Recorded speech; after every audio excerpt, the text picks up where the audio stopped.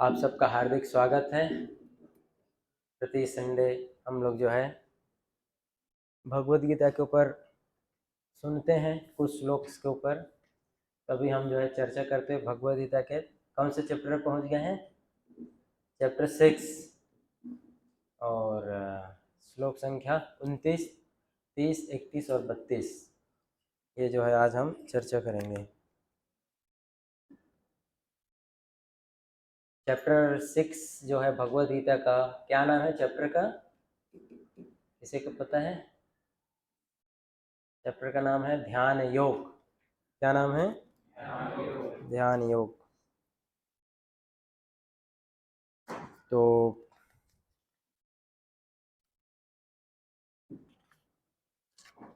हम प्रार्थना करते हैं, प्रार्थना कर कर शुरुआत करेंगे। तो आप लोग मेरे साथ जो है प्रार्थना दोहरा सकते हैं जिनको आता है। ओम अज्ञानतिमिरन्धस्य ज्ञानञ्जनशलाकया चक्षुरुन्मिलितं येन तस्मै श्रीगुरुवे नमः। श्रीचैतन्यमनोभीष्टं स्थापितं येन भूतले स्वयं रूपा कदा मह्यं ददाति स्वपदान्तिकं।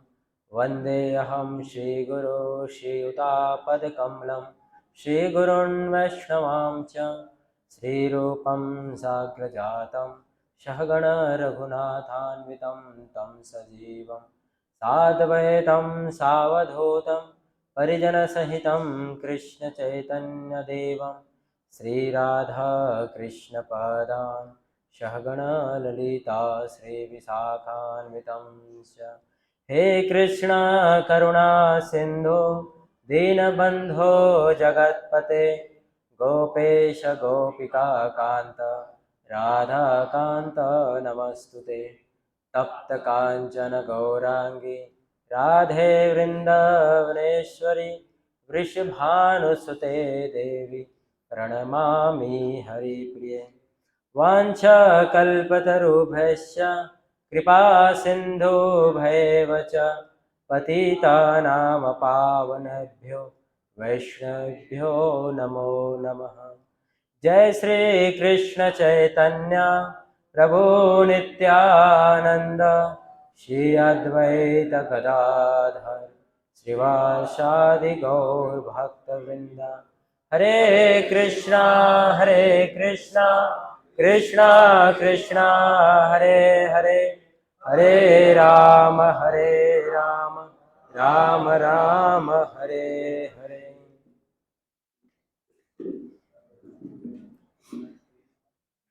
आप सबका एक बार फिर से स्वागत है।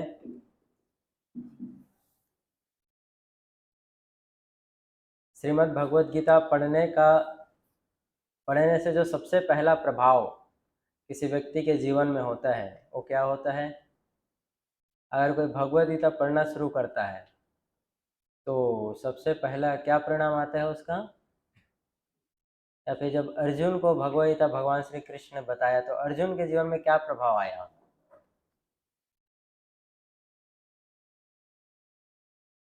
या फिर आप जो है भगवद गीता भी सुनने के लिए बैठे हैं तो कुछ तो होगा कि सुनने के बाद या जानने के बाद मेरे जीवन में कुछ बदलाव आना चाहिए, है कि नहीं? कि आप सब ऐसे ही बैठ गए कि नहीं चलो सुन लेते हैं, कोई बात नहीं, सुन लेना चाहिए। कि कुछ जब भी हम कोई कार्य करते हैं, कुछ करते हैं तो क्या होता है? एक पर्पस होता है कि नहीं? कुछ भी काम कर रहे हैं तो पर्पस होता है कि ये काम करूँगा तो इसका ऐसा रिजल्ट आएगा, ये रिजल्ट चाहिए। तो ऐसे ही भगवद गीता सुन रहे हैं तो सुनने का भी इसका भी कुछ रिजल्ट फल आएगा। तो भगवद गीता सुनने का फल क्या होता है? तो भगवान जो है भगवद गीता में ही भगवद गीता के अंतिम श्लोकों में बताया गया है और साथ ही साथ जो गीता महात्मा है उसमें बताया गया है भगवद गीता सुनने का क्या फल होता है।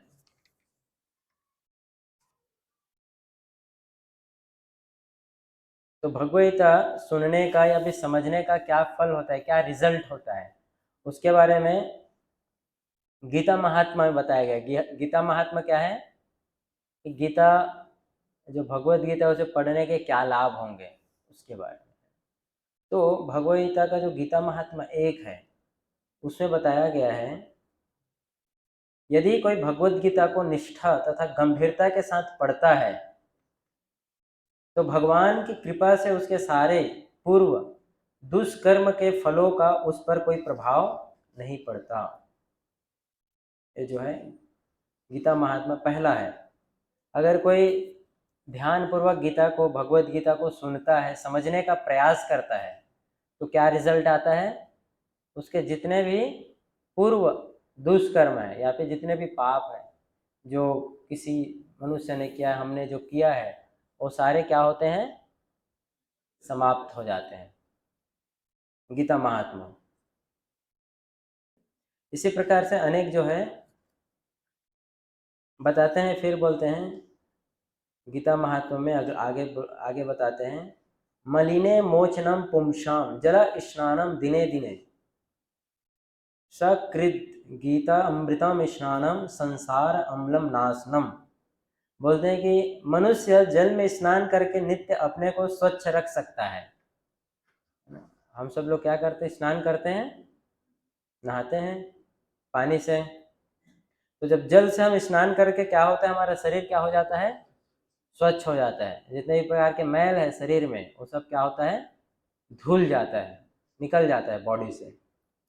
लेकिन यदि कोई भगवत गीता रूपी पवित्र गंगा जल में एक बार भी स्नान कर ले तो वह भौतिक जीवन की मलिनता से सदा सदा के लिए मुक्त हो जाता है। तो जल से हम डेली स्नान करते हैं, है ना? फिर आगे स्नान करना पड़ता है डेली। लेकिन यहाँ पर लिख रहे हैं कि अगर कोई भगवत गीता के ज्ञान को समझेगा तो क्या होगा? उसके जीवन के जितने भी मलिनता है वो सब क्या होगा? एक बार में समाप्त हो जाएगा। भगवत गीता रूपी पवित्र गंगा जल में एक बार भी स्नान कर ले तो वह भौतिक जीवन की मलिनता से सदा सदा के लिए मुक्त हो जाता है। इस प्रकार से अनेक महात्मा हैं। क्यों हमने चर्चा किया? क्योंकि अभी हम आगे इसको ध्यानपूर्वक सुन सकते हैं कि भगवद गीता सुनने का क्या प्रभाव होता है। अर्जुन भगवद गीता जब सुने तो अर्जुन ने भी कहा क्या? भगवान से जब भगवद गीता सुनने के बाद 18वें अध्याय के अंतिम श्लोक में अर्जुन बोलते हैं, नष्टो मोह स्मृतिर्लब्धा, नष्टो मोह स्मृतिर्लब्धा। बोलते हैं कि हे कृष्ण, मेरा जो मोह था, मोह यानी कि मेरी जो आसक्ति थी, अटैचमेंट था, मेरे दुख का जो कारण था, जहाँ से मुझे कष्ट मिल रहा था, दुख मिल रहा था, वो क्या हुआ? समाप्त हो गया, खत्म हो गया। नष्ट मोह, नष्ट हो गया। स्मृतिर्लब्धा, अभी स्मृति वापस आ गया मेरा। जो मेरा ज्ञान था, जो ज्ञान है, वो ज्ञान मुझे मिल गया। मोह नष्ट हो गया और स्मृति मिल गया। तो भगवद गीता हम पढ़ रहे हैं, सुन रहे हैं, क्यों? इससे हमारा जो दुख का कारण है, जहाँ से हमें दुख मिल रहा है ना, वो क्या होगा? समाप्त हो जाएगा।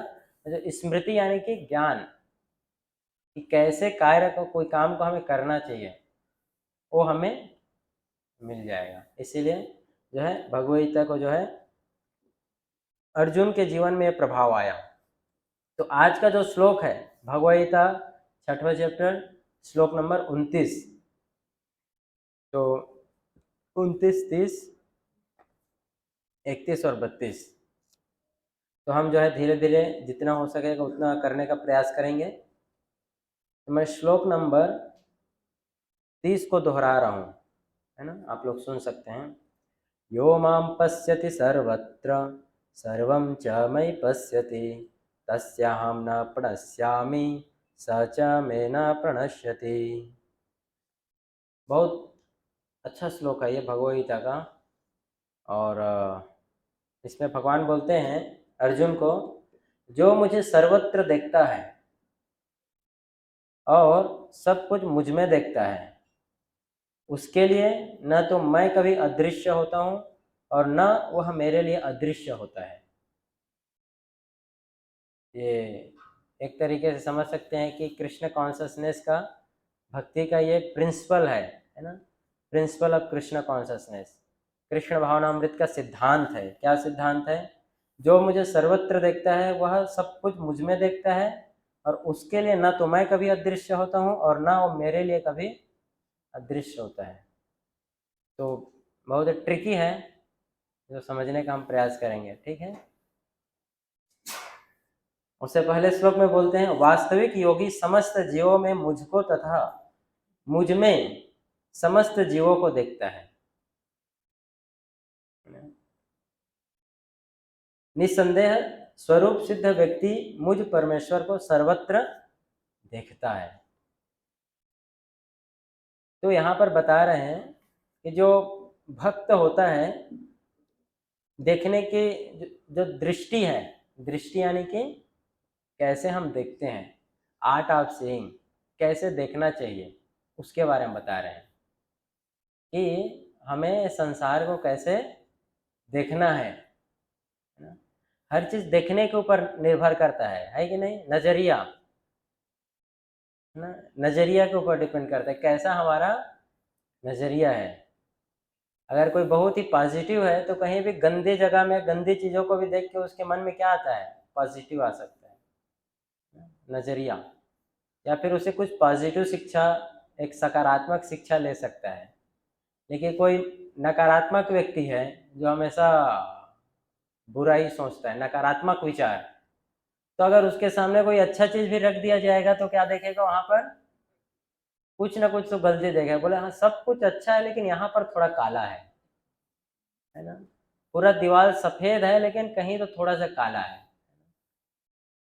पूरा दीवार सफेद है, वॉल सफेद वो नहीं दिखेगा लेकिन एक बूंद काला, तो नजरिया है ना। तो एक भक्त की दृष्टि कैसा होता है उसके बारे में यहाँ पर भगवान कृष्ण जो है अर्जुन को बता रहे हैं। तो जो भक्त होता है उसकी दृष्टि क्या होता है? पूर्ण होता है। पूर्ण मतलब कंप्लीट, कंप्लीट होता है। वो एज इट इज देख पाता है, एज इट इज, जो जैसा है वैसा देख पाता है। क्यों? क्योंकि एक भक्त ज्ञान में स्थित रहता है। ज्ञान उसको, ज्ञान को बोलते हैं, जैसे मान लीजिए ये रूम में कंप्लीट अंधेरा रहेगा, है ना, रात को जो है एकदम अंधेरा रहेगा, तो कोई रूम में आएगा तो उसे चीज़ें दिख पाएगी क्या? क्या है, कैसा है? ये चेयर यहाँ रखा हुआ है, ये टेबल यहाँ रखा है, मृदंगा यहाँ है, यहाँ पर लैपटॉप रखा हुआ है, या फिर माइक रखा हुआ है, स्पीकर रखा, वो सब दिखेगा उसको? क्या दिखेगा उसको? अंधेरा। हर चीज क्या दिखे? काला काला, सब कुछ एक जैसा दिखेगा, है कि नहीं? क्यों? क्योंकि अभी उस वहां पर उजाला नहीं है, लाइट नहीं है, रोशनी नहीं है ना, लाइट नहीं है, लाइट नहीं है, इसीलिए उसको हर चीज कैसा दिख रहा है? एक दिख रहा है, सब कुछ नहीं समझ, डिफ्रेंशिएट नहीं कर पा रहा है। वैसे ही लाइट को क्या से कंपेयर किया गया है? नॉलेज से, ज्ञान से। तो जिसके पास ज्ञान रहता है, ज्ञान रहेगा, वो भी संसार में जो चीजें हैं उसको कैसा देख पाएगा? एज इट इज देख पाएगा, जो जैसा है वैसा। उस वस्तु का उपयोग क्या होना है ये देख पाएगा। नहीं तो वो उस चीज का उपयोग क्या करेगा? गलत कर पाएगा, क्योंकि उसको पता नहीं रहेगा कि उसका उपयोग कैसे होना है, ज्ञान नहीं रहेगा। तो इसीलिए जो है भगवान श्री कृष्ण को जो है सूर्य से कंपेयर किया गया है, और जो अज्ञानता है या फिर माया है उसे अंधकार से कंपेयर किया गया है। कृष्ण सूर्य सम माया है अंधकार, जहाँ कृष्ण तहाँ नहीं माया र अधिकार। जहाँ पर कृष्ण है वहाँ पर अंधकार नहीं रहेगा, या फिर जहाँ पर ज्ञान रहेगा भगवद गीता का, वहाँ पर जो क्या बोलेंगे, दुख या कष्ट ये नहीं रहेगा, अज्ञानता मिट जाएगा वहाँ से, जहाँ कृष्ण भगवद गीता का ज्ञान है। तो यहाँ पर बता रहे हैं कि वो दृष्टि क्या है, फिर एक भक्त कैसे देखता है इस संसार को। हर किसी का नजरिया अलग अलग होता है ना। जैसे आप सब लोग यहाँ बैठे हैं, आप सब लोग यहाँ पर मुझे देख रहे हैं, लेकिन सबके देखने का नजरिया भी अलग अलग होगा। हो सकता है कुछ और सोच रहे होंगे मुझे देखकर, ये कुछ और सोच रहे होंगे, है ना। हर व्यक्ति अलग अलग है। तो उसी प्रकार से संसार को अगर कोई देख रहा है, संसार को ही नहीं, हर चीज को, कोई भी वस्तु हम देख रहे हैं तो कैसे देख रहे हैं ये निर्भर करता है ना? तो एक जो भक्त होता है, भगवान का भक्त, वो कैसा देखता है? इसे कंप्लीटली एज इट इज देखता है, ये जैसा है वैसा। इसीलिए चैतन्य चरितामृत में आता है, इष्ट देव स्फूर्ति, जो भक्त है भगवान का वो हर जगह अपने इष्ट देव को देखता है ना? इष्ट देव यानी कि हर जगह अपने भगवान को देखता है। अब है तभी देखता होगा, कि नहीं है तब भी देखता है। तो इसको हम आगे समझेंगे, ठीक है। तो एक भक्त जो है हर चीज को अच्छे से देखता है, उसका कारण क्या है कि भगवान जो है परमात्मा के रूप में सबके हृदय में बैठे हुए हैं, है ना। हमारे हृदय में दो चीज है, क्या? एक आत्मा और दूसरा परमात्मा। कितने लोगों को पता थी यह बात कि हमारे हृदय में आत्मा है और परमात्मा दोनों बैठा है? सबको? Yes, good. तो भगवत गीता में भगवान बोलते हैं, ईश्वरः सर्वभूतानां हृदय से अर्जुन तिष्ठति। ईश्वरः सर्वभूतानां, कि जो भगवान है, ईश्वर है, वो सारे सर्वभूतानां सारे जीवात्माओं में, हर जीव में स्थित है। कहाँ पर है? हृदय से अर्जुन तिष्ठति। अर्जुन हृदय में। परमात्मा कहाँ पर है उसका भी स्थान दिया हुआ है। कहाँ पर है? हृदय में, हार्ट में। वहां पर जो है परमात्मा के रूप में भगवान बैठे हुए हैं, वहां पर है। और आत्मा भी जो है परमात्मा के बाजू में है। आत्मा अनेक प्रकार की इच्छाएं करता है, जैसे हम बहुत सारी इच्छा कर रहे हैं, तो ये सब इच्छाएं करता है, और जो भी संसार के अच्छा और बुरा कर्म है उसको भोगता है ना। उसको उसके फल को, रिजल्ट को वो उसमें पार्टिसिपेट करता है। कौन? आत्मा। आत्मा यानी कि हम, है ना। हम जो है अच्छा या बुरा कर्म में पार्टिसिपेट करते हैं। लेकिन जो परमात्मा है वो क्या है? वो सिर्फ इस चीज का क्या करते हैं? विटनेस करते हैं। विटनेस यानी कि सिर्फ इस चीज को देखते हैं, वो पार्टिसिपेट नहीं करते हैं, इस चीज से प्रभावित नहीं होते हैं, है ना। जैसे उदाहरण दिया गया है कि एक पेड़ में दो चिड़िया है ना। एक चिड़िया जो है सिर्फ दूसरी चिड़िया को देख रहा है। क्या देख रहा है? कि वो चिड़िया जो है वहां के अच्छे खट्टे और मीठे फल को खा रहा है। दूसरा चिड़िया उस चीज के लिए, एक पहली चिड़िया जो है दूसरी चिड़िया का विटनेस है। उसी प्रकार से परमात्मा क्या है? हमारे अच्छे और बुरे कर्म का विटनेस रखते हैं। तो ये जो है परमात्मा के बारे में बताया गया है। तो इस संसार में जो है हमारे पास कई सारे ऐसे मेथड है कि जिसे हम ढूंढ रहे हैं ना। साइंटिस्ट जो है अनेक तरीके से प्रयास कर रहे हैं आत्मा है कि नहीं ढूंढने का, है ना? लेकिन क्या वैज्ञानिक अभी आत्मा को ढूंढ पाए? तो क्या कारण है कि वैज्ञानिक आत्मा को नहीं ढूंढ पाए? कोई बताना चाहेगा? या फिर क्या भविष्य में वैज्ञानिक आत्मा को ढूंढ सकते हैं? नहीं ढूंढ सकते। इतना कॉन्फिडेंस?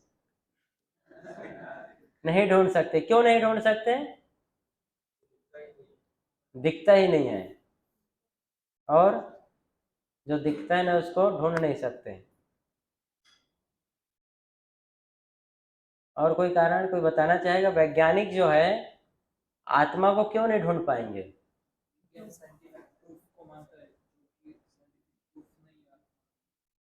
आत्मा को साइंटिफिक प्रूफ मांगते हैं। प्रूफ नहीं है। ओके। हाँ, यस। माइक्रोस्कोप है ना उन लोग के पास।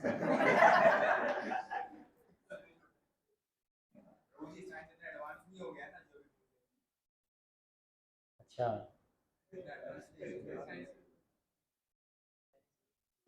तो एनर्जी है, लेकिन बिलीव करते हैं आत्मा है। 90%। 99 भी करेंगे तो एक के लिए रह जाते, तो 100% बोलिए। सो यहाँ पर भगवद गीता में बताया जा रहा है कि आत्मा का एग्जैक्ट लोकेशन हमें बताया जा रहा है, राइट। कहाँ पर है ये? हार्ट में। लेकिन डॉक्टर्स बोलते हैं हम तो हार्ट सर्जरी करते हैं, लेकिन हमें आत्मा कहीं नहीं दिखता है। तो हम क्यों विश्वास करें कि आत्मा होता है कि नहीं? तो क्यों उनको आत्मा नहीं दिखता है साइंटिस्ट को? हाँ, क्यों? क्योंकि वो क्या देख रहे हैं? शरीर देख रहे हैं। या फिर जिस मेथड से देख रहे हैं वो मेथड क्या है? गलत है। मेथड गलत है। देख सकते हैं लेकिन जिस मेथड से हम देखने का प्रयास कर रहे हैं वो मेथड गलत है। जैसे दूध, दूध को नापने का तरीका क्या है? लीटर। मैं आपसे बोलूं कि 5 मीटर दूध दो मुझे, कैसे देंगे आप 5 मीटर दूध? दे पाएंगे? मुझे मीटर में ही चाहिए दूध, दे पाएंगे? मिल्क को, दूध को नापने का तरीका क्या है? Litre, measurement. उसको आप उसको किलो से नाप सकते हैं ना, लीटर से नाप सकते हैं, लीटर से, मीटर से नहीं नाप सकते, इतना मीटर स्ट्रेट। उसी प्रकार से आत्मा को भी देखने का, जानने का तरीका दिया हुआ है, लेकिन जिस फिजिकल प्रोसेस के थ्रू हम जानने का प्रयास कर रहे हैं ये प्रोसेस क्या है? गलत है। इसीलिए जो है साइंटिस्ट को या फिर एक नॉर्मल व्यक्ति को, एक नॉर्मल व्यक्ति है जिसे ज्ञान नहीं है, वो हर जगह जो है भगवान को या फिर आत्मा को नहीं देख सकता। लेकिन जो भक्त है भगवान का, उसे प्रोसेस पता है, उसे वो नॉलेज पता है, वो प्रोसेस पता है कि जिस मेथड के थ्रू हम आत्मा को देख सकते हैं या फिर भगवान को देख सकते हैं। इसीलिए जो भक्त होता है उसके लिए भगवान क्या बोल रहे हैं? वो मुझे सर्वत्र देखता है ना, सर्वत्र देखता है। लेकिन जिसे ये मेथड नहीं पता है वो भगवान को नहीं देख पाएगा। जैसे सिंपल आपको एक एग्जांपल देता हूँ मैं। जैसे केमिस्ट्री में जो है अनेक प्रकार के केमिकल टेस्ट करने का तरीका होता है ना, केमिकल टेस्ट करते हैं। या फिर फिजिक्स में जो है बहुत सारे प्रैक्टिकल्स होते हैं। तो फिजिक्स का जो प्रैक्टिकल होता है उसको आप केमिस्ट्री लैब में कर सकते हैं क्या? केमिकल टेस्ट करना है और केमिकल को लेकर के आप फिजिक्स लेबोरेटरी में ले आए, तो क्या फिजिक्स लेबोरेटरी में हम केमिकल टेस्ट कर सकते हैं? नहीं कर सकते। क्यों नहीं कर सकते? क्योंकि जो वहां पर जो इंस्ट्रूमेंट्स रखा हुआ है वो इंस्ट्रूमेंट क्या है? दूसरा है। उस इंस्ट्रूमेंट से हम वो नहीं कर सकते, वो कार्य नहीं किया जा सकता। इसीलिए जो है जो इंस्ट्रूमेंट जिसके लिए बनाया गया है वही कार्य कर सकता है, राइट। उसी प्रकार से आत्मा को कोई देख सकता है, समझ सकता है, भगवान को जान सकता है, लेकिन उसके जानने का प्रोसेस क्या है? अलग है, जो यहाँ पर अभी भगवान जो है अर्जुन को बता रहे हैं। तो बोलते हैं कि आत्मा का जो लोकेशन है वो क्या है? हार्ट में है। इवन शास्त्रों में आत्मा का जो साइज है ना, वो साइज भी दिया हुआ है, कितना इसका माप है। क्या साइज होता है आत्मा का? हाँ, क्या साइज होता है? टिप ऑफ द हेयर, है ना, हमारा बाल है तो उसका टिप, टिप जो है एकदम उसका अग्रभाग लेकर उस अग्रभाग को कितना भाग में डिवाइड करना है? काट 10,000 भाग में, 10,000 भाग। तो 10,000वां जो भाग है वो साइज किसका है? आत्मा का है। तो पहले है तो टिप ऑफ हेयर अगर हम निकालेंगे उसको 2 भाग भी नहीं कर सकते हैं, वो दिखेगा ही नहीं। उसको कितना भाग करने को बोल रहे हैं? 10,000 भाग। तो कितना छोटा हो जाएगा, राइट। तो ये आत्मा का साइज है जो शास्त्रों में दिया हुआ है। और इस आत्मा के पास में क्या है? अपनी ऊर्जा है ना। उस ऊर्जा, उस शक्ति के बल पे शरीर क्या हो रहा है? चल रहा है। वो छोटी सी आत्मा, स्पिरिचुअल जो बीइंग है, स्पिरिट है, और छोटी सी स्पिरिट के कारण पूरा शरीर चल रहा है। हाथी में जो है उतना छोटा सा स्पिरिट है बस, आत्मा, और छोटा सा आत्मा पूरे हाथी को चला रहा है। और छोटा सा आत्मा हाथी के शरीर से निकलता है और हाथी क्या हो जाता है? मर जाता है, राइट। तो ये चीज जो है एक भक्त देख सकता है कि हर जीव में, हर जीवात्मा में उसका शरीर क्यों चल रहा है? आत्मा के कारण। आत्मा है इसलिए चल रहा है। जैसे आत्मा शरीर से निकलेगा, शरीर क्या हो जाएगा? रुक जाएगा, है ना। ऐसा कोई शरीर है जिसमें आत्मा नहीं है और शरीर चल रहा है, अभी काम कर रहा है, फंक्शन कर रहा है? हाँ, ऐसा कोई है? नहीं, है ना। जैसे ही शरीर से आत्मा निकलता है, शरीर क्या हो जाता है? डेड, मृत बोलते हैं, है ना। और जैसे ही मृत हो जाता है शरीर, उस शरीर का कोई यूज करता है? नहीं। जैसे कई बार आप देखना, किसी व्यक्ति का मृत्यु हो जाता है, मर जाता है, तो घर वाले फिर क्या करने लगते हैं? रोने लगते हैं ना। वो लेटा रहता है सामने में, क्यों रोते हैं? सामने व्यक्ति लेटा रहता है कि नहीं? जो 2 दिन पहले सोता था तब भी वैसा ही दिखता था, राइट। आज भी वहां सामने लेटा रहता है, उसके लिए क्यों रोने लगते हैं? क्योंकि उस शरीर से क्या हो गया? अभी आत्मा निकल, और आत्मा निकलने के बाद उस शरीर का कोई यूज है? नहीं है। इसीलिए क्या करते हैं? उसको जला देते हैं ना, फेंक देते हैं।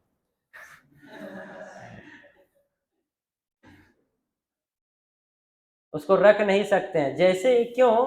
क्योंकि आत्मा जब है ना तो शरीर ग्रो करता है। एक भक्त है, ये हमारा शरीर बचपन से भी ग्रो करने का कारण क्या है? इस शरीर में आत्मा है। मान लो एक छोटा बच्चा है, उसके शरीर से आत्मा निकल गया, तो क्या वो छोटा बच्चा का शरीर बढ़ेगा? अब जवान होएगा किसी दिन? वैसे ही रखेंगे तो नहीं होगा। जैसे ही शरीर से आत्मा निकलता है, शरीर क्या हो जाता है? वहीं पर उसका डिटोरिएशन, है ना, उसका जो है नष्ट होना प्रारंभ हो जाता है, शुरू हो जाता है कि नहीं? ग्रो नहीं करता है उसके बाद। 15 साल के एज में अगर किसी का डेथ हो गया, उसके शरीर को रखेंगे तो 5 साल बाद वो 20 साल का दिखने लगेगा। तो ये जो है एक भक्त इस ज्ञान को जानता है कि ये जो शरीर है, ये शरीर आत्मा के होने से चल रहा है, और आत्मा क्या है? वो परमात्मा का अंश है, भगवान का अंश है। ये जो है वो जानता है। परमात्मा क्या है? परमात्मा का स्थान है हृदय में, है ना। तो एक भक्त जानता है भगवान क्या है? ट्रांसेंडेंटल है, दिव्य है ना, दिव्य है। और जो आत्मा है वो भगवान का एक अंश है। गीता में भगवान श्री कृष्ण फिर बोलते हैं कहाँ पर? ममैवांशो जीवलोके जीवभूता सनातना, ममैवांशो जीवलोके, कि ये सारे जीव जो आत्मा है वो क्या है? मेरा ममई अंश, मेरा अंश है। ऐसा कोई और क्लेम करता है? ऐसा कोई और आज तक किसी ने क्लेम किया है कि आत्मा मेरा मेरा प्रॉपर्टी है? नहीं। लेकिन भगवान कृष्ण गीता में क्लेम कर रहे हैं। क्या क्लेम कर रहे हैं? कि जो आत्मा है वो क्या है? मेरा अंश है, मेरा अंश है। ममई वामसो जीवलोके। और कब से? जैसे हम कभी किसी प्रॉपर्टी को बताते हैं तो लिखते हैं उसमें, ये प्रॉपर्टी जो है 2010 से 2015 से फलाने फलाने व्यक्ति से मेरे नाम में ट्रांसफर हुआ, स्थानांतरित हुआ है, लिखते हैं कि नहीं? तब से उसका वो प्रॉपर्टी किसके अधिकार में आ जाता है? उस व्यक्ति के अधिकार में आता है। उसी प्रकार से आत्मा जो है ये भगवान का अंश है। कब से है अंश? हाँ, कितने साल पहले? मना ममैवाम से जीवलोके जीवभूत सनातन, सनातन यानी कि अनंत काल से, इटर्नल, इटर्नल, कोई टाइम नहीं है ऐसा। इटर्नल टाइम से जो है ये आत्मा भगवान का अंश है। लेकिन इस संसार में क्या कर रहा है? यहाँ पर क्यों है फिर? भगवान का अंश है तो बोलते मना षष्ठान इंद्रियाणी, कि इस भौतिक जगत में क्यों है? क्योंकि इस भौतिक जगत में क्या है? वो अभी फंसा हुआ है। किस चीज में फंसा हुआ है? अपने 5 इंद्रियों, 5 इंद्रिया और एक मन, जिसको मिला के 6 इंद्रियों के प्रभाव के कारण, वश में होने के कारण वो क्या है? संसार में फंसा हुआ है। मना षष्ठानि इंद्रियाणी, ये 6 इंद्रियों के कारण इस संसार में वो फंसा हुआ है। ऐसा जो है भगवान श्री कृष्ण बोलते हैं। तो जो भक्त होता है वो इस चीज को देखता है ना, कि कहीं पर भी जितने भी प्रकार के जीव जंतु है, जो भी हर जगह किसको देखता है? कृष्ण की उपस्थिति को देखता है, भगवान की उपस्थिति को देखता है, कि इस शरीर में भी भगवान है, इस शरीर में भी परमात्मा है, इसमें भी परमात्मा है, सब में परमात्मा है। ये चीज को जानता है, लेकिन सबके साथ व्यवहार अलग अलग करेगा। ऐसा नहीं कि सब में भगवान है, सबके साथ व्यवहार एक समान करेगा, नहीं, व्यवहार अलग अलग करेगा। और जो हर जगह भगवान को देख पाता है, या फिर हर जगह जो इस चीज को देखता है, उसको क्या बोलते हैं? पंडिता समदर्शिना, समदर्शी। क्या बोला गया उसको? समदर्शी, पंडिता समदर्शिना। सो ये जो है बताया गया है। तो आत्मा क्या है? आत्मा भगवान का अंश है। और उदाहरण कैसा दिया गया है शास्त्रों में? जैसे समुद्र है ना, समुद्र बहुत ही वास्ट होता है, बड़ा होता है, लेकिन समुद्र से अगर एक बूंद जल लिया जाए, एक बूंद, तो उसका क्वांटिटी कितना होता है जल का? एक बूंद जल का वो थोड़ा होता है, राइट? लेकिन जो क्वालिटी है वो दोनों का क्या रहेगा? सेम रहेगा। एक बूंद जल भी क्या रहेगा? सॉल्टी रहेगा। और पूरे समुद्र का पानी पीकर कोई देख ले, वो भी क्या रहेगा? सॉल्ट। दोनों का नेचर क्या है? सेम है, सेम नेचर है। एक बूंद जल का समुद्र और पूरे समुद्र का, दोनों का नेचर क्या है? एक है। लेकिन जो क्वांटिटी है वो क्या रहेगा? अलग अलग है। उसी प्रकार से आत्मा का जो क्वालिटी है भगवान के साथ या परमात्मा के साथ, वो क्या है? सेम है। लेकिन जो क्वांटिटी है वो क्या रहेगा? अलग है। भगवान विभु है, तो आत्मा क्या है? अणु है। अणु यानी कि छोटा, विभु यानी कि बड़ा। तो भगवान विभु है, इसीलिए हम भी जो है कुछ चीज बना सकते हैं, क्रिएट कर सकते हैं, है ना, बनाते हैं, और भगवान ही बनाते हैं। लेकिन जो भगवान बनाते हैं और हम बनाते हैं उसमें अंतर है। हम क्या बना सकते हैं? कितना बना सकते हैं? थोड़ा बना सकते हैं, लिमिटेशन रहेगा, लिमिट रहेगा, है ना, बहुत कम बनाएंगे। लेकिन भगवान जो क्रिएशन करते हैं वो क्या रहता है? अनलिमिटेड है। जैसे पूरी सृष्टि का क्रिएशन, है ना, सूर्य, चंद्रमा, तारे, समुद्र, है ना, पशु पक्षी, ये सब कौन क्रिएट किया है? किसने बनाया है? भगवान। एक आत्मा इसे नहीं बना सकता, राइट? हम भी बनाते हैं, लेकिन हम क्या बनाते हैं? छोटे छोटे मशीन, कार, बाइक, ये सब हम बना सकते हैं। और दूसरा, हम जो बनाते हैं और भगवान जो बनाते हैं उसमें सबसे बड़ा अंतर क्या है? कि भगवान एक बार बना दिए, अब वो ऑटोमेटिक चलता रहेगा, है ना। लेकिन हम जो बनाते हैं उसे बार बार हमें रिपीट करना पड़ता है उसे। जैसे भगवान ने जो है मनुष्य बनाया, अब मनुष्य का जो पॉपुलेशन है वो अपने आप बढ़ रहा है, राइट? एक स्त्री बना, पुरुष बना, है ना। अब वो कंटिन्यू चल रहा है प्रोसेस, है ना। उसमें भगवान का इंटरफेयर करने की जरूरत नहीं है उनको। एक बार उन्होंने शुरुआत में क्रिएट किया, उसके बाद वो अभी चल रहा है। या फिर एक पशु पक्षी जो बनाया, वो एक बार बना दिया भगवान ने, अब वो कंटिन्यू चल रहा है।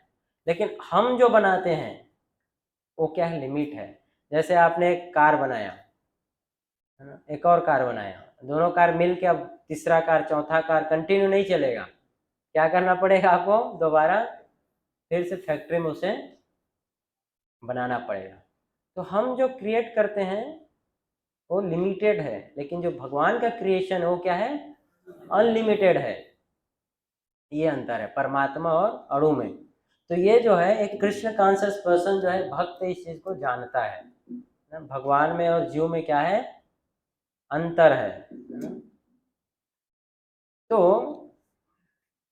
जैसे संसार में जो लोग हैं वो जो है चीजों में अंतर नहीं कर पाते हैं, है ना। जैसे जैसे चिड़िया, बहुत सारे जो है पक्षी हैं, है ना। तो बहुत सारे पक्षियों में एक पक्षी है हंस। हंस को अगर दूध में पानी में जो है दूध मिला के दिया जाए, या दूध में पानी मिला के दिया जाए, तो हंस जो है उसमें से दूध को अलग कर लेता है, निकाल लेता है ना। दूध को वो निकाल सकता है, दूध को लेता है बस, और पानी को छोड़ देता है। लेकिन बाकी जो पक्षी है, बाकी जो चिड़िया है, वो ऐसा नहीं कर सकते। एक इसमें हंस में स्पेशल क्वालिटी है कि वो क्या, दूध को निकाल देता है। उसी प्रकार से जो भक्त होता है, हालांकि वो इस संसार में रहता है, लेकिन इस संसार में रहकर भी वो जो है भगवान की उपस्थिति हर जगह देखता है। और वही जो भगवान का भक्त नहीं है, अभक्त है, जो नहीं जानता है, वो इस संसार को वैसे ही देखता है जैसे बाकी चिड़िया देख रहे हैं, दूध और पानी में कोई अंतर नहीं है। तो जो डिवोटी होता है, जो भक्त बनता है, उसको ये समझ में आता है क्या, कि भगवान की उपस्थिति है ना, परमात्मा। तो ये जो है यहाँ पर इस श्लोक में बताया गया है।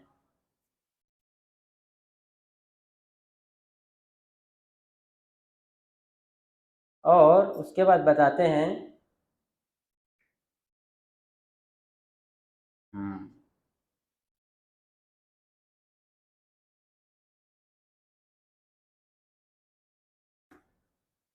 अगले श्लोक में बताते हैं, पढ़ रहा हूँ, सुनिए। ऐसा व्यक्ति भले ही प्रकृति की पृथक पृथक अभिव्यक्तियों को देखता प्रतीत हो, किंतु वह प्रत्येक दशा में इस कृष्ण भावना अमृत से अवगत रहता है कि प्रत्येक वस्तु कृष्ण की ही शक्ति की अभिव्यक्ति है। कृष्ण भावना अमृत के यही मूल सिद्धांत है कि कृष्ण के बिना कोई अस्तित्व नहीं है और कृष्ण ही सर्वेश्वर है। तो ये समझना कि संसार जो है कैसे चल रहा है, भगवान की विभिन्न शक्तियों से संसार चल रहा है ना, अनेक शक्तियां है भगवान की, उन शक्तियों से जो है संसार चल रहा है। जैसे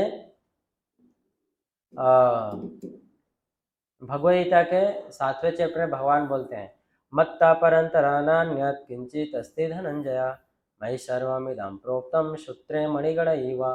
बोलते हैं मत्ता परंतरा नान्यत्, ये सृष्टि कैसा है पूरा, ये संसार कैसा है, ये अलग अलग मणि के समान है ना। मणि जैसे माला होता है, माला में क्या होता है, अलग मणि होता है ना। और ये मणि आपस में कैसे बंधे हुए हैं, किससे बंधे हैं, धागे से, है ना। अगर धागा हटा दिया जाए तो क्या होगा, सारे मणि बिखर जाएगा, है ना। तो वहां उदाहरण देते हैं भगवान के, उसी प्रकार से ये पूरा सृष्टि एक साथ बंधा हुआ है। क्यों बंधा है, मेरे कारण, मैं उसके बराबर, उस धागे के समान हूँ, है ना। और पूरा सृष्टि क्या है, अलग अलग जो क्रिएशन है, ये सब मणि के समान है। ये सब आपस में उसी धागे में जैसे अनेक प्रकार के मणि होता है, उसी प्रकार से ये सृष्टि है ना। तो ये भक्त जो है इसको जानता है। उसके बाद बोलते हैं कि जो भगवान की ऊर्जा को, शक्ति को देखकर भी एक भक्त को भगवान की उपस्थिति नजर आता है। जैसे जैसे मान लो कोई बच्चा है, उसके उसके पिताजी जो है हर दिन जॉब करने जाते हैं, है ना। तो बच्चा किस दिन शाम को आता है और वो देखेगा कि उसके पिताजी का कोट जो है अगर रखा हुआ है टेबल में, तो समझ जाएगा, क्या समझेगा, कि पिताजी जॉब करके आ गए हैं, है ना। पिताजी को नहीं देखेगा उसके बाद भी वो समझ जाएगा। क्यों समझ जाएगा, क्योंकि उनका कोट या फिर वो जो बैग है वो कहाँ है, वहीं पर रखा हुआ है। या फिर उनका स्लीपर देख के समझ जाएगा कि पिताजी घर में आ गए हैं, राइट।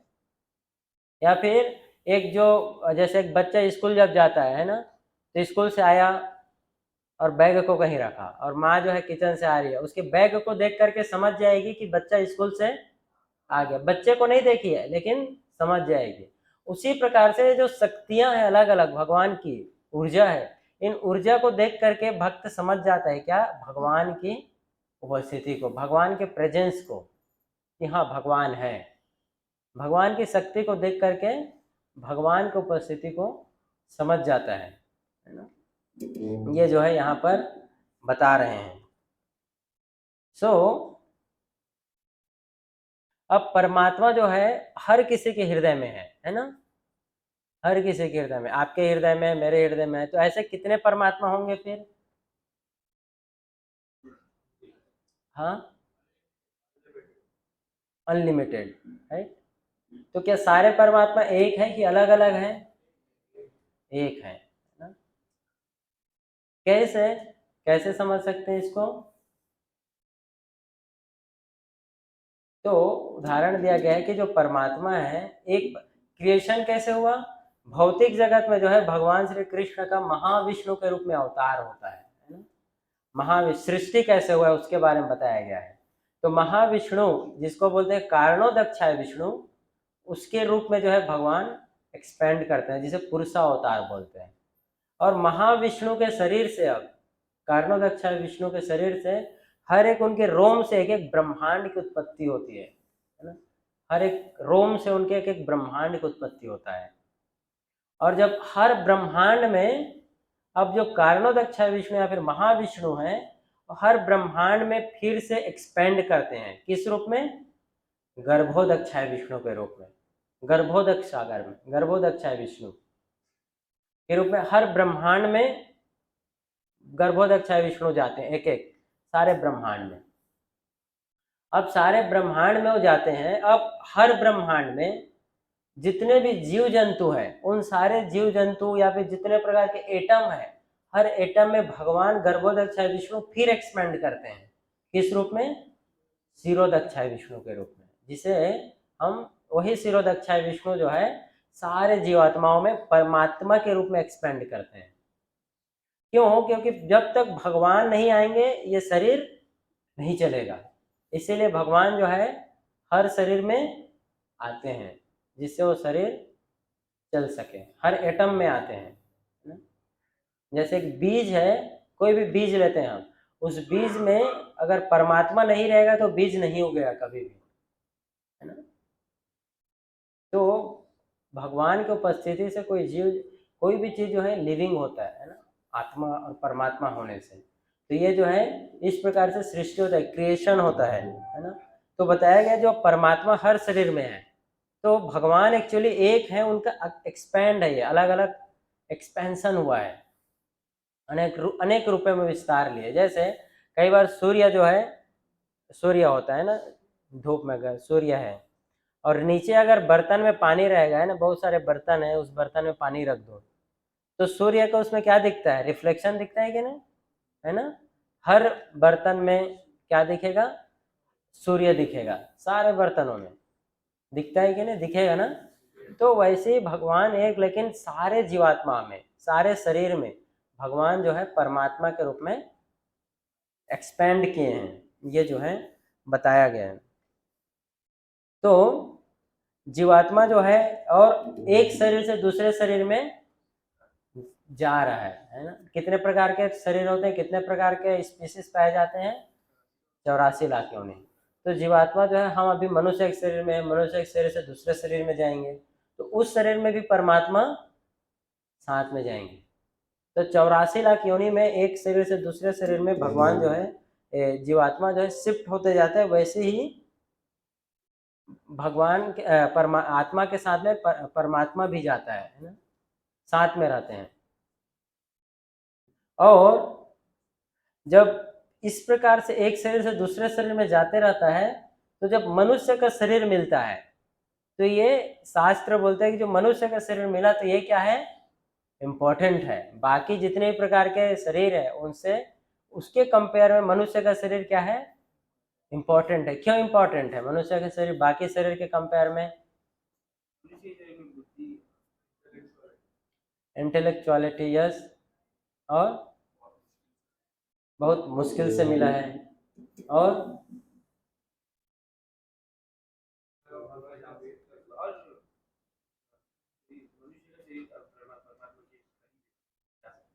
आप में से कितने लोगों को लगता है कि मनुष्य जो अभी हम जिस बॉडी में है, ये बहुत इम्पोर्टेंट है बाकी कंपेयर में? बाकी शरीर जैसे कुत्ते का, बिल्ली का, हाथी का, घोड़ा का, जानवर अनेक प्रकार के, उसके कंपेयर में ये जो बॉडी है ये क्या है? इम्पोर्टेंट है ना। क्यों ऐसा? इस बॉडी के जरिए भगवान को जान सकते हैं, यस, राइट। तो मनुष्य का शरीर या फिर ह्यूमन फॉर्म जो मिला, इसको इम्पोर्टेंट बताया गया है। क्यों? क्योंकि इसके थ्रू, इस बॉडी में रह के हम ये सब चीज समझ सकते हैं। क्या समझ सकते हैं? भगवत गीता के ज्ञान को, है ना। या फिर मनुष्य के शरीर में रह करके हम जान सकते हैं कि जन्म क्यों होता है, मृत्यु क्यों होता है, बुढ़ापा क्यों आता है ना, या फिर किसी को बीमारी क्यों हो रहा है, ये हम अभी समझ सकते हैं, दूसरे शरीर में नहीं समझ सकते। आप 5-6 कुत्तों को बैठाकर उम्मीद नहीं कर सकते कि आपस में बैठकर वो चर्चा कर रहे हो। क्या चर्चा कर रहे हो? कि भगवान ने सृष्टि कैसे किया, है ना। या फिर हम अभी कुत्ते के शरीर में है, अगला कौन सा शरीर हमें मिलेगा, ये वो कभी नहीं कर सकते, राइट। क्यों? क्योंकि वो किसमें व्यस्त है? जितने भी प्रकार के जीव जंतु बाकी सब वो 4 कार्यों में व्यस्त है। क्या है वो 4 कार्य? आहार, निद्रा और भय मैथुन, eating, sleeping, mating and defending, है ना। इन 4 कार्यों में वो जीवन बीत जाता है। लेकिन मनुष्य जन्म में एक मौका रहता है जिसमें हम समझ सकते हैं इस ज्ञान को। इसीलिए मनुष्य जन्म को क्या बताया गया है? दुर्लभम, मानुषम दुर्लभम। मनुष्य का जन्म क्या है? दुर्लभ है, इतनी आसानी से नहीं मिलता है। हमें लग सकता है कि मिल गया आसानी से, हमें तो, हमने तो कोई मेहनत नहीं किया। कि कोई मेहनत किया, आप में से किसी ने मेहनत किया क्या? लेकिन ये शास्त्र बताता है कैसा मिला है, बहुत ही दुर्लभ। 84 लाख योनि में भ्रमण करते करते उसको मिला है। और अगर इसका यूटिलाइज नहीं करेगा तो वापस क्या होगा? 84 लाख योनि फिर भ्रमण करना पड़ेगा। और इसी प्रकार से वो कंटिन्यू इसमें साइकिल में चलता रहता है, जिसे क्या बोलते हैं? Cycle of birth and death, जन्म मृत्यु का साइकिल, एक शरीर से दूसरे शरीर में जाना। तो मनुष्य का शरीर जो मिला है ये हमें एक अपॉर्चुनिटी देता है, एक मौका देता है जिसमें हम समझ सके कि इस चक्र को कैसे तोड़ना है, साइकिल ऑफ बर्थ और डेथ को, है ना। इसके बारे में जो है यहाँ पर बताया गया है फिर, है ना। तो अगले श्लोक में जो है भगवान बताते हैं ना कि कैसे जो है उनको कोई जान सकता है, प्रोसेस क्या है। तो ये प्रोसेस क्या है? भक्ति पूर्वक सेवा करके, है ना। भक्ति पूर्वक सेवा यानी कि इसको समझने का तरीका क्या है? डिवोशनल सर्विस, भगवान की भक्ति करके कोई इस चीज़ को जान सकता है। जैसे हमने शुरुआत में चर्चा किया कि हम कितना भी साइंटिफिकली इसको ट्राई करें समझने का, हम नहीं समझ सकते, क्योंकि वो मेथड ही क्या है? गलत है, रॉन्ग प्रोसेस है। उससे हम कहीं आसपास घूमते रहेंगे लेकिन वहां पर नहीं पहुंच पाएंगे। जैसे शास्त्रों में उदाहरण दिया जाता है कि हनी, हनी यानी कि मधरस, जो मधु होता है ना, हनी, हनी एक बॉटल में रखा है, एक बहुत अच्छे ग्लास के जार में बॉटल में रखा हुआ है, और कोई उसे बाहर से उसको चाट रहा है बॉटल को, तो उसको मधु का टेस्ट मिलेगा, उस हनी का टेस्ट नहीं मिलेगा, राइट। कितना भी उसको चाटते रहे, कितना भी लीक करते रहे उसके बॉटल को आजू बाजू से, उसको हनी का टेस्ट मिल पाएगा? अगर हनी का उसको टेस्ट चाहिए तो क्या करना पड़ेगा? बॉटल खोल करके उसको लेना पड़ेगा, तब जाकर उसको हनी का टेस्ट मिलेगा, राइट। तो बोलता है कि शास्त्र बोलता है उसी प्रकार से हमारे जो जितने दूसरे प्रोसेसेस हैं, जो भी हम प्रयास कर रहे हैं इस संसार में, वो सारा प्रयास कैसा है? उस बॉटल को छाटने के बराबर है बाहर से, है ना, बाहर उसको लीक करने के बराबर है। लेकिन जो भक्ति है, वो भक्ति क्या है? ढक्कन खोल करके उसे टेस्ट करने के बराबर है। इसीलिए बताया गया क्या? प्रत्यक्ष आगमम धर्मम सुसुखम कर्तुम अभ्यम। जो कोई भक्ति करके इसे प्रत्यक्ष आगमम, इसको directly one can experience the bliss of Krishna consciousness. कोई इसे प्रैक्टिस करेगा, उसको पर्सनली वो अपने प्रैक्टिकल लाइफ में एक्सपीरियंस कर सकते हैं भक्ति का, जो उसको उसके ब्लिस को, उसके आनंद को, है ना, कोई भक्ति करके। बाकी दूसरे प्रोसेस में कितना भी ट्राई करे उसे डायरेक्ट एक्सपीरियंस नहीं मिलेगा, एक्सपीरियंस और ब्लिस का एक्सपीरियंस नहीं मिलेगा। क्योंकि कोई बॉटल को कितना चाटते रहे उसको स्वाद मिलेगा थोड़ा सा भी स्वाद, बल्कि चाटते चाटते बेचारे का जीभ क्या होगा, फ्रस्ट्रेट हो जाएगा, राइट, फ्रस्ट्रेट हो जाएगा। यही कारण है बाहर के लोग जो है या बाहर हम जो भी प्रयास करते हैं उसमें फ्रस्ट्रेशन मिलने का। क्या कारण है? क्योंकि हम जो प्रयास कर रहे हो, प्रयास क्या है, गलत प्रयास है। तो कोई बॉटल को कितना भी चाटते रहे, साल, 1.5 साल, 2 साल, हनी का टेस्ट उसको बिल्कुल नहीं मिलेगा, राइट। उसी प्रकार से बाहर जो भी ट्राई करते हैं, जो भी मेथड हम ट्राई करते हैं, किसके लिए, खुश होने का, हैप्पीनेस के लिए, हैप्पीनेस के लिए जो भी मेथड ट्राई कर रहे हैं, उस मेथड में हमें क्या मिलता है, उस प्रयास में क्या मिलता है हमें, फ्रस्ट्रेशन, है ना। कारण क्या है, क्योंकि वो किसके बराबर है, उस बॉटल को चाटने के बराबर है। लेकिन भक्ति जो है, या फिर जो भगवान के बारे में जानने का जो प्रयास है, समझने का ये प्रयास भक्ति के थ्रू, ये जो है ढक्कन खोलकर उसे टेस्ट करने के बराबर है। तो ये जो है यहाँ पर बताया गया है। इसीलिए बोला गया कि कलयुग में जो है, खासकर आज के समय में, भक्ति करना, भगवान को जानना सबसे आसान है। बाकी युगों के कंपेयर में, बाकी युग में जैसा भगवान को जानने का जो सेल्फ रियलाइजेशन का, आत्म साक्षात्कार का जो विधि था, मेथड था, उसके कंपेयर में जो आज का मेथड है कलयुग का, वो सबसे इजी है। कलयुग में कौन सा मेथड है, हरिर नाम हरिर नाम, हरिर नामेव केवलम, कलो नास्तेव नास्तेव नास्तेव गतिर अन्यथा। कलयुग में मेथड है हरिर नाम, भगवान का नाम, है ना, भगवान का नाम जप करके, भगवान का नाम चैंट करके, भगवान के बारे में जान करके, समझ करके ही कोई आत्म साक्षात्कार कर सकता है। वन कैन नो हिमसेल्फ, आत्मा सेल्फ रियलाइजेशन सिर्फ भगवान का नाम जप करके। क्यों? क्योंकि जब भगवान का नाम जप कर देख, शास्त्र बोलते हैं कि भगवान के नाम में और भगवान में कोई अंतर नहीं है। भगवान के नाम में एक्चुअली अंतर कहीं नहीं, जैसे भगवान के न नाम में अंतर है, न रूप में अंतर है। नाम रूप गुण लीला, है ना, नेम फॉर्म पास्ट टाइम्स, इसमें कोई अंतर नहीं है। नाम रूप गुण लीला, ये चारों में कोई अंतर नहीं है। भगवान के नाम और रूप कोई अंतर नहीं है। तो कोई भगवान का नाम लेता है तो स्वाभाविक रूप से वो नाम क्या करता है, उसके हार्ट में जितने भी प्रकार की इम्प्यूरिटीज है, अनर्थ है, बुराई है, उसको क्या करता है, वो हटा देता है, हटा देता है। लास्ट में थोड़ा सा 5 मिनट बाद क्वेश्चन। तो भगवान का नाम जैसे ही लेते हैं, बुराइयां क्या होता है, हट जाता है। नाम का प्रभाव तो आप इस संसार में भी देख सकते हैं, है कि नहीं। इस संसार में भी आपको कोई अगर भाई काम कराना हो, तो आप बड़े व्यक्ति का नाम लेते हैं तो क्या होता है, तुरंत काम हो जाता है। जैसे आप कहीं गए और आपको किसी बड़े पॉलिटिशियन का नाम पता है, जो आपको जानता है, तो उसका नाम लेते ही क्या होता है, आपका काम। तो फिर भगवान का नाम कितना पावरफुल होगा,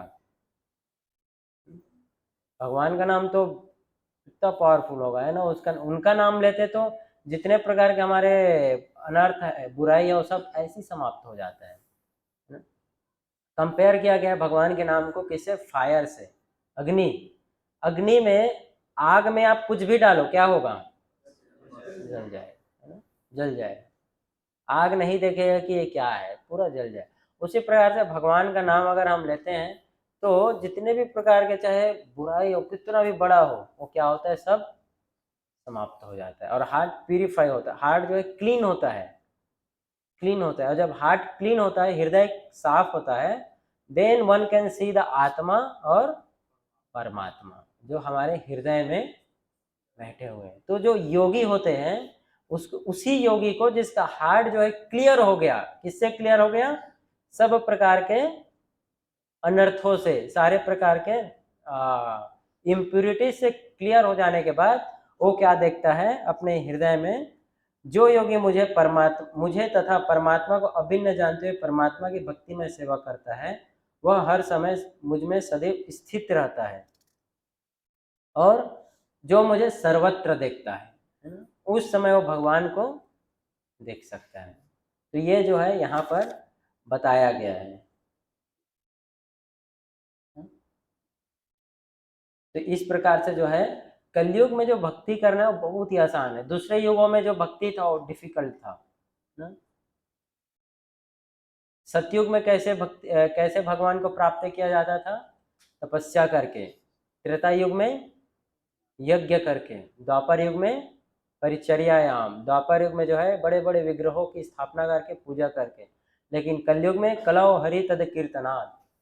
कलयुग में सिर्फ कीर्तन करके, भगवान का नाम जप करके भगवान को कोई जान सकता है। ओके, तो all right, thank you very much, we will stop here. आप में से किसी का क्वेश्चन है तो आप लोग पूछ सकते हैं। हरे कृष्ण। यस, किसी के क्वेश्चंस? यस। आपने कहा कि कलयुग में भगवान जी को याद करना या उनको पाना बहुत आसान है, पर सतयुग में, त्रेता युग में और द्वापर युग में तो बहुत ज्यादा भगवान जी को याद किया जाता था, और अभी के समय में कलयुग में तो बहुत ज्यादा पाप हो रहा है धरती पे, तो फिर भगवान को पाना कैसे आसान है? तो कलयुग में डिस्काउंट है ना, डिस्काउंट ऑफर चल रहा है। लेकिन मान लो आप यहाँ क्रोमा में जाते हैं ना, बाजू में क्रोमा है, आईफोन 1 लाख रुपए का आता है। बोल दिया कि आज संडे है, आईफोन 1 लाख रुपए का आईफोन सिर्फ 1 रुपए में मिलेगा। बाहर बोर्ड लगा है, और उसके बाद लोग वहां से जा रहे हैं, देख रहे हैं। मुझे विश्वास नहीं है ऐसा हो सकता है। छोड़ो यार, ऐसे ही फेंक रहे होंगे लोग, नहीं ऐसा नहीं हो सकता है ना। और वो अंदर क्रोमा में जाएगा ही नहीं, जाता ही नहीं लेने के लिए। क्यों? क्योंकि उसको विश्वास ही नहीं होता है।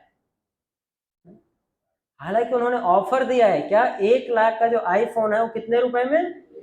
1 रुपए में दे रहा है, फिर भी उसे लेना नहीं है, विश्वास नहीं है। वैसे ही कलयुग में भगवान को सिर्फ उनके नाम से जान सकते, लेकिन लोगों को श्रद्धा नहीं है। तो ये कारण है जिसके कारण जो है कलयुग में, हालांकि ये सबसे ज्यादा इजी है, उसके बाद भी कलयुग के लोग क्या है, मंद बुद्धि बताया गया है, मंद बुद्धि। उसलिए जो है कलयुग में, और इसीलिए देखो जो भगवान की भक्ति कलयुग में करता है वो इजीली, आसानी से भगवान को जान लेता है। सतयुग में भगवान को जानना कितना मुश्किल था। विश्वामित्र मुनि हुए एक, है ना। विश्वामित्र मुनि 60,000 साल तक, सतयुग में लोग 1 लाख वर्ष तक जीते थे, 1 लाख साल, है ना, 1 लाख साल तक जीते थे। तो उसमें से 60,000 साल तो तपस्या ही करते रहे ना, 60,000 तक तपस्या किए। उसके बाद क्या हुआ, स्वर्ग से एक अप्सरा आई और उसके सारे तपस्या को क्या कर दिया, एक बार में समाप्त। 60,000 साल का फल, है ना। तो सतयुग में जो मार्ग था, रास्ता तो कठिन था, लेकिन उसके बाद में उस समय जो लोग थे वो बहुत ही ज्यादा श्रद्धावान थे, गॉडली पीपल थे, है ना, गॉडली थे। इसलिए वो भगवान को उस कठिन मार्ग में ही प्राप्त करते थे। लेकिन कलयुग में लोग क्या है, maximum people are atheist, atheist है मैक्सिमम। ऑफर है लेकिन उनको विश्वास नहीं है। ओके, अगर सब लोग ही भक्ति कर लिए, ऐसा क्वेश्चन करते, सब लोग ही भक्ति कर लिए तो सृष्टि चलना कैसे? तो भक्ति कर लिया तो सृष्टि नहीं चलेगा, ऐसे कहाँ, क्यों नहीं चलेगा? अगर सब लोग ने भक्ति कर लिया, सबने भगवान प्राप्ति कर लिए तो ये इनोवेशन और ये इनोवेशन क्यों कर रहे हैं हम? या फिर सबने भक्ति कर लिया तो कहीं कोई प्रॉब्लम होगा क्या? अगर सबने भक्ति कर लिया तो करप्शन नहीं होगा, रेप नहीं होगा, है ना। तो अच्छी बात है कि बुरा बात है? तो फिर प्रॉब्लम क्या है? प्रॉब्लम उन लोग को है जिनको ये करना है ना। तो नहीं चाहते कि हर कोई भक्ति करे, क्योंकि अगर भक्ति करके सब सुधर जाएंगे तो हमारा साथ कौन देगा गलत काम करने में, है ना। इसलिए जो है इवन सरकार जो है प्रमोट नहीं करता है भगवत गीता पढ़ने को, है ना। क्योंकि अगर भगवद गीता पढ़ेंगे पूरे, हर कोई भगवद गीता पढ़ लेंगे तो हर कोई ईमानदार बन जाएगा। तो फिर ईमानदार बन जाएगा तो फिर ये सब गलत काम कैसे होगा, है ना। इसीलिए स्कूल कॉलेजेस में नहीं पढ़ाया जाता है भगवद गीता। ईमानदार बन जाएंगे तो फिर आईएएस ऑफिसर बन गए, डॉक्टर बन के करप्शन कहाँ होगा, नहीं हो पाएगा। इसलिए बहुत जरूरी है भगवद गीता उनको ना पढ़ाया जाए, समझ रहे हैं ना। नहीं तो भक्ति कर लेंगे तो कोई प्रॉब्लम नहीं होगा कहीं भी। लेकिन ये संसार, जैसे 15 चोर को बैठा दिया जाए और वो 15 चोर को बोला जाए कि आप लोग बताओ पुलिस की आवश्यकता है, क्या बोलेंगे, क्या बोलेंगे तो नहीं बोलेंगे ना, नहीं कोई जरूरत नहीं है पुलिस, क्या लगेगा, क्यों कोई जरूरत नहीं पुलिस की, है ना। तो वैसे ही है आज के जो लोग हैं इस चीज को चर्चा करने बैठे हैं, वैसे ही लोग चर्चा कर रहे हैं। कोई ऐसा व्यक्ति वहां पर नहीं है जो गीता के बारे में जानता हो, समझ रहे हैं? ये प्रॉब्लम है, ठीक है। तो ऐसे लोग ऐसा बोलते हैं। इस संसार के अदरवाइज आवश्यकता ही क्या आपको, आवश्यकता क्या है, यहाँ पर सिर्फ दुख ही तो मिल रहा है ना आपको, दुख क्यों लेना चाह रहे हैं जबरदस्ती। इस संसार में हम किसी के साथ संबंध बनाते हैं ना, रिलेशन, कुछ समय बाद उसकी मृत्यु हो जाती है तो क्या मिलता है, दुख मिलता है ना। इस संसार में आप कुछ भी कर रहे हो उसका रिजल्ट क्या होता है, दुख ही तो मिलता है। आप कोई भी ऐसा काम बताओ जो इस संसार में करते हो और उससे दुख नहीं मिलता है आपको, एक भी काम बता दो। भक्ति,